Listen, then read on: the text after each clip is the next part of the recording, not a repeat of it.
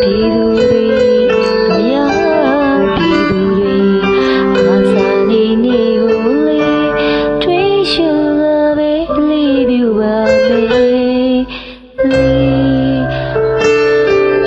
စနစ်ရှိပြောင်းခဲ့ပြီ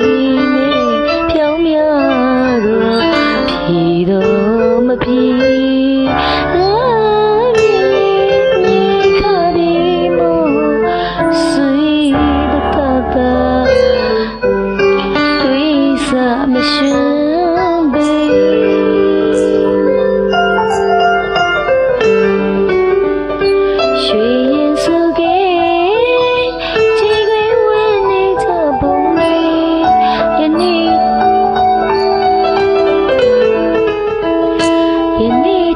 တိုင်းမပြေအော်မမေ့ရနိုင်ပါပဲအာဇာနည်ကောင်းဆောင်ကြီးတွေအာဇာနည်ကောင်းဆောင်ကြီးတွေကောင်းရာသူကလေးရောက်ရှိကြပါစေဒီကဗျာနှုတ်ဆောင်ခွေရေကတေးပြူအလေးပြူပါတယ်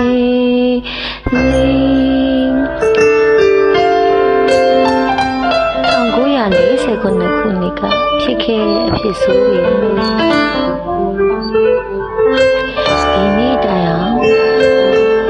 အမီးတို့မမေ့နိုင်ခဲ့ပါဘူးရှင်အာဇာနည်နေ့ဆိုရင်ဖြင့်မြန်မာတနိုင်ငံလုံးကခံစားကြည့်ပဲဒီတနေ့ပဲ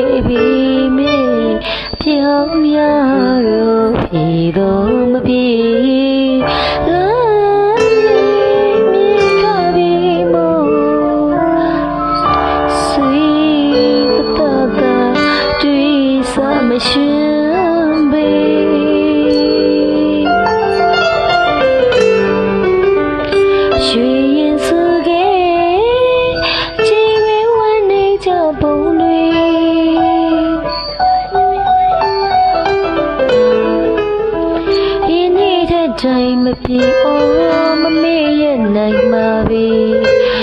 အာဇာနည်ကောင်းဆောင်ကြီးအာဇာနည်ကောင်းဆောင်ကြီးတွေကောင်းရာသူကလေးရောက်ရှိရပါစေ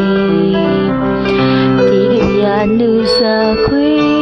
ရေကတေးပြူလေးပြူပါတယ်လေးအသက်ဝင်နေလို့သိခံမိနာဆင်ပြကြပါဦးရှင်